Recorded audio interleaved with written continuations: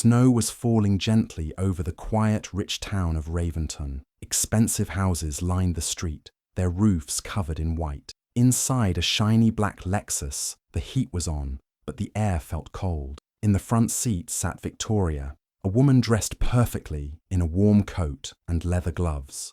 Her face looked calm, but her voice was sharp. Next to her, Marcus drove the car silently. His eyes stayed on the road. He hadn't said a word the entire ride. In the back seat, 12-year-old Nora sat quietly. She wore an old winter coat and held a small box on her lap. A pink scarf was wrapped around her neck, trying to hide the burn scars on the side of her face. She looked out the window, watching the snow fall. Victoria broke the silence. "You should have been more careful," she said coldly. "You were always clumsy." "I was 3, Nora whispered. Victoria turned her head slightly. "And we've paid for it ever since. People stare at us. They feel sorry for us." Nora looked at her mother, confused. "You said it was an accident." "Some accidents," Victoria said, her voice firm, "can't be forgiven." The car slowed down as they reached a large white mansion. The gates were open, and the driveway led up to a beautiful old house. But instead of driving in, Marcus stopped outside the gate. Nora looked around. "Why are we stopping?" Victoria took off her seatbelt and turned around. "Get your things. You're staying here now." Nora's eyes widened. "What? By myself?" "It's better this way," Victoria said. "For everyone." Marcus didn't say a word. Nora slowly opened the car door and stepped out into the snow, holding the small box close to her chest. She watched as the Lexus turned around and drove away without another word. She stood alone in the cold, snow falling all around her. Nora stood by the side of the road, just outside the tall gates of the big white house. The snow was falling harder now, the wind stinging her face.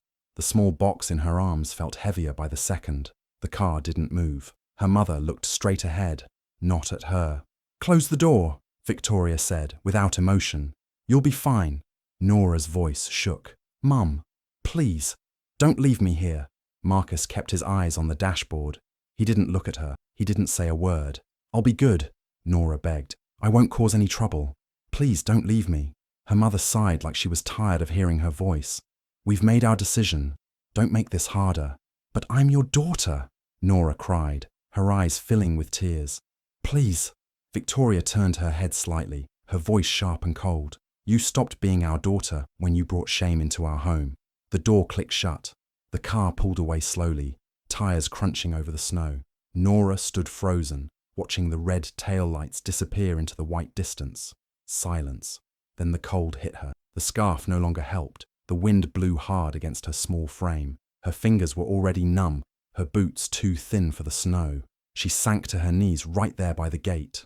The box dropped beside her, the corner of a photo peeking out. Nora wrapped her arms around herself, trying not to cry. But the tears came anyway, hot on her cold cheeks.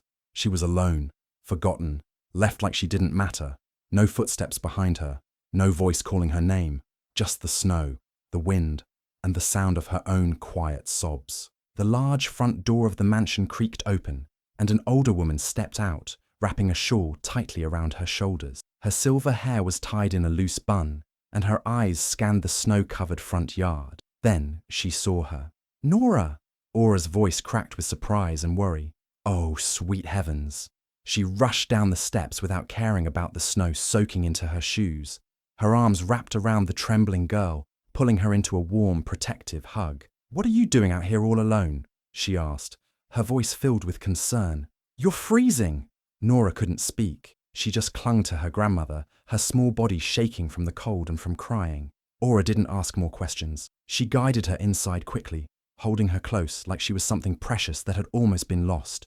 Inside the house was warm and glowing. A fire burned in the fireplace, filling the room with light and comfort. "Lena," Aura called out, "get blankets. And Coco, quickly." The housekeeper, a kind woman in her early 50s, appeared from the hallway. She gasped when she saw Nora, then hurried off to get what was needed. Minutes later, Nora was wrapped in soft blankets and holding a warm mug of cocoa. She sat on a couch near the fire, her eyes still wet, but her hands no longer shaking. Aura sat beside her, stroking her hair gently. "Now, darling," she said softly. "What happened?" Nora looked down. "They left me," she whispered. "They said I should stay here, that I'm a problem, because of this." She touched the side of her face gently. Aura's eyes darkened. She let out a long breath. They didn't tell you the truth, Nora. You didn't fall into that fire when you were 3. Nora looked up, confused. There was a fight, Aura said gently. An accident, yes, but you didn't cause it. You were pushed. Nora stared at her grandmother, her lips slightly parted. You were never to blame, Aura said, holding her close again. Never. For the first time in a long time, Nora didn't feel broken. She felt safe, and for the first time ever, she felt the heavy weight of guilt begin to lift. Nora sat quietly on the soft couch, her hands wrapped around the half-empty mug of cocoa. The fire cracked gently in front of her, casting a golden glow on the walls. Aura sat across from her, her eyes kind but serious. You've been through a lot, Aura said softly, more than any child ever should. Nora didn't speak. She just nodded slowly, her eyes still puffy from crying. Her scarf had slipped a little, showing more of the scar on her cheek and neck. Aura reached out and gently adjusted the scarf, not to hide the scar, but to make Nora more comfortable. But you need to know something else, she said. I'm going to help you, truly help you. Nora looked up, unsure. How? Aura leaned back slightly. There's a doctor in Boston. His name is Dr. Renly. He's one of the best burn specialists in the world. He works with children. He's gentle, patient, and he's seen injuries like yours before. Nora blinked. But he must be expensive. Aura gave a small, warm smile. Sweetheart, I started a company years ago. Aura Essentials. We make healing products, skincare, wellness items. You've probably seen the name before. Nora nodded. At the pharmacy, the purple logo. That's mine, Aura said. It's done well, very well. Money is not something you need to worry about. Not now, not ever. Nora sat still for a moment, her eyes wide. You mean I could get treatment? You will get treatment, Aura said firmly. You'll see Dr. Renly. We'll go together. We'll take our time. And we'll do it right. You're not alone anymore. Nora's lip trembled, but it wasn't from sadness this time. It was from something new, something soft and unfamiliar. Hope. For the first time since the fire, since the pain and shame began, she felt like maybe, just maybe, her life wasn't ruined. Maybe things could change. Maybe she wasn't broken forever. Thank you, she whispered. Aura reached out and took her hand. Your family, Nora, and families take care of each other. Nora nodded, her voice small but sure. I want to try. The cold wind bit at Nora's cheeks as she stepped out of the car, her gloved hand tucked tightly into Aura's. The large sign read, Massachusetts General Hospital, bold against the pale sky. It looked big and serious, and for a moment, Nora wanted to turn back. Aura squeezed her hand gently. We're just going to talk today, that's all. Nothing scary. Inside, the hospital smelled clean and quiet. After a few minutes, a kind-looking nurse led them to a private consultation room. Nora sat on a soft chair, her hands in her lap, eyes down. She could feel her heart pounding. Then the door opened, and in walked Dr. Renly. He was tall and kind-faced, with gentle eyes behind round glasses. He smiled at Nora as he sat down. Hi, Nora, he said calmly. I've read your file. I know a little about what happened. I want you to know you're very brave. Nora nodded slightly, unsure what to say. Dr. Renly pulled up a screen and showed simple drawings and photos. Not scary, but clear. We'll take small steps, he explained. We'll start with laser treatments to soften and lighten the scars. Later, we may do some grafting and regenerative therapy to help your skin heal more fully. It's not magic, but it can really help. Will it hurt? Nora asked, voice barely a whisper. A little, the doctor admitted honestly. But you won't be alone, and we'll take care of your comfort. Promise. Aura looked at her gently. Only if you're ready. Nora looked at the screen, then at the mirror behind the doctor. She saw her reflection, the scar that had made people turn away, the thing she'd tried to hide all her life. I want to try, she said quietly. Dr. Renly smiled. Good. That's all we need to begin. The first treatment came a week later. Nora lay on the soft table, her hand in Aura's. The laser buzzed softly, a strange heat brushing her skin. It stung, but not too badly. When it was done, she felt tired, sore, but proud. She had taken the first step, and she wasn't doing it alone. Aura moves her to Avonhole Academy, a beautiful private school surrounded by tall trees and wide lawns. The buildings looked like something out of a movie. Clean brick walls, large windows, and peaceful courtyards. It didn't feel cold or strict like the schools Nora had seen before. It felt calm. On her first day, Nora walked through the gates with her heart racing. She held tightly to the strap of her backpack, her scarf carefully covering most of her scar. She expected the stares. She expected whispers. That's what always happened. But no one pointed. No one laughed. Instead, students smiled politely or simply walked past. A few said, "Good morning." That was it.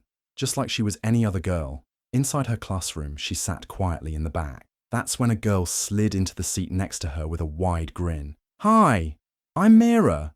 You must be new," the girl said cheerfully. Nora nodded, unsure. "Cool scarf. I love the colour. Is it velvet?" Mira leaned over and touched it lightly. I think so," Nora answered softly. "I love velvet," Mira said. "You want to sit with me at lunch?" Nora blinked. "Just like that?" "Sure," she replied, surprised. At lunch, they sat together under a tree. Mira talked a lot. About books, about her dog, about how math made no sense sometimes. Nora laughed more than she had in weeks. It felt easy, natural. As days passed, Mira kept showing up, before school, after class, during free period. She always had something interesting to say, or a book to share. One afternoon, Mira came over for a sleepover. They stayed up late, lying on a soft rug, whispering about dreams, crushes, and the stars. Mira never once asked about Nora's scar. She never acted like it was something strange. "I like you," Mira said simply. "You're smart and you listen. That's rare." Nora smiled. For the first time, she wasn't the girl with the scar. She was just Nora, and she had a friend. Nora visited home every weekend. Aura always welcomed her with hugs and warm meals. Mira often came along, turning the visits into laughter-filled sleepovers and movie nights. Nora's skin slowly improved. The treatments were working. The scars were softer, lighter. But what changed more was how she saw herself. She stood straighter, spoke more in class, answered questions without fear.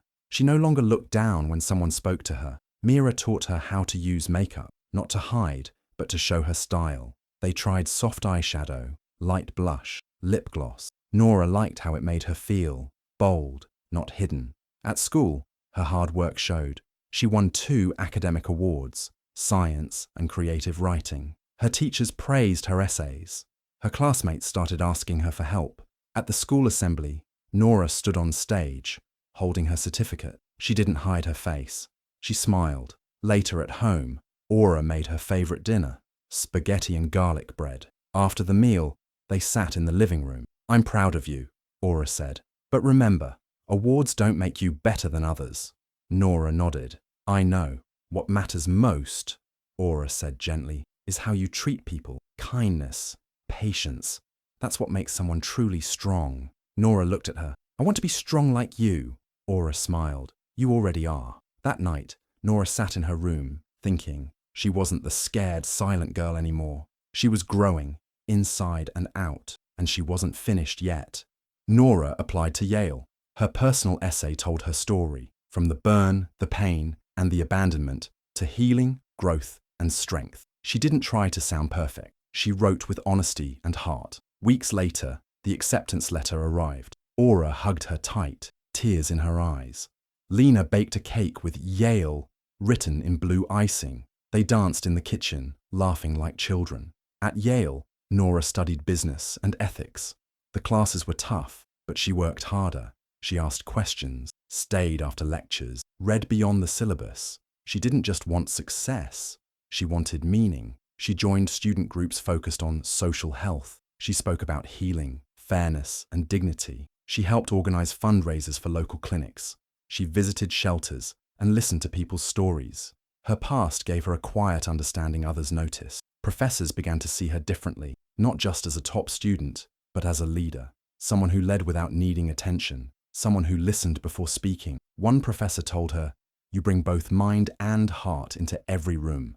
That's rare. Nora smiled, grateful. In every project, she remembered Aura's words. Compassion matters more than titles. She started drafting a plan for something big, something that could help others like her. Burn survivors, abandoned children, anyone made to feel invisible. College didn't change her, it revealed her, and she was just getting started. Nora stood on the graduation stage as valedictorian. She looked at the crowd, her classmates, professors, Aura and Lena in the front row.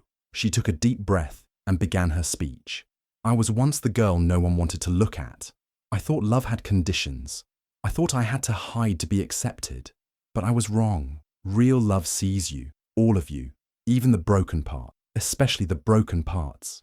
The hall was silent, then filled with applause. After the ceremony, Aura hugged her tightly. I have something for you, she said. Back at home, Aura sat her down in the study. I want you to take over Aura Essentials, she said gently. You know the company. You know the heart behind it. It's yours if you're ready. Nora's heart raced. CEO. She had dreamed of helping people, but this, it felt too big. I don't know if I can, she whispered. You can, Aura said, and I'll help you. Nora said yes. She began training the next week. She studied the company's structure, met with department heads, and sat in on meetings.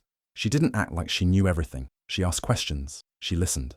At first, some staff were unsure. She was young, new, quiet, but they noticed how she led. She remembered everyone's name. She checked in on people who looked tired. She sat in the cafeteria with the intern. She took time to understand problems before solving them. Slowly, the staff began to trust her, then admire her. One day, a senior manager said, "You lead differently. You lead with heart." Nora smiled. That was all she ever wanted. Not to be feared, not to be worshipped, but to be seen and to help others feel the same. Nora launched a foundation for burn survivors. She named it The Second Light. Its goal was simple: to provide free medical care, therapy, and scholarships for those living with scars, inside or out. At the launch event, the hall was full. Former patients, doctors, donors, and her old professors all gathered. Nora stepped on stage in a simple, elegant dress. She looked around and began, "Scars don't make you less. They remind you that you lived through something, and you're still here. This foundation is for those who need someone to believe in them until they believe in themselves." People rose to their feet, clapping. Some cried. Ardan, her assistant, had been with her since her first day as CEO. He was calm, thoughtful, and always knew when she needed quiet or a joke. Over time, friendship turned into something more. He never made a big show of things, but he listened deeply. He saw her fully. One evening, after a small dinner on the rooftop, he pulled out a ring. "I don't want perfect, I want you," he said. Nora said yes. They chose to marry in the garden of Aura's estate, the same place where she had once been left in the snow. Now, it was full of flowers and laughter. She wore a soft ivory dress. Her scar was uncovered, not hidden, not explained, just there, part of her. As she walked down the aisle, holding Aura's hand, she felt everything at once: pain, joy, pride, and peace. She wasn't the broken girl in the snow anymore. She was a woman who had built something real, and this time, everyone who mattered was there to witness it. Years passed. Nora had 2 children, a boy and a girl. Every night, she tucked them into bed and told them the same story. Once, there was a little girl with a scar on her face and a very big heart. People tried to make her feel small, but love found her, and she grew into someone strong, someone kind, someone who helped others find their light. The children would always smile. They didn't know yet that the girl in the story was their mother. Aura grew older, slower, but still sharp. She spent her mornings in the garden sipping tea, watching the flowers bloom. One day, she simply didn't wake up. She had passed in her sleep, peacefully, gently. At the funeral, Nora stood before the gathered family, friends, and staff. She held back tears as she spoke. She was the first person who saw me, really saw me. She didn't try to fix me. She stood with me until I could stand on my own. Everything I've done because she believed I could. After the service, Nora walked through the mansion alone. It no longer felt like a place of pain. It felt like home. She paused in the garden where her wedding had been, the same spot she had once stood as a child, shivering in the snow. The stars were out. She looked up and whispered, "Thank you for the love, for the second chance, for showing her that scars didn't mean the story was over. They meant it had just begun."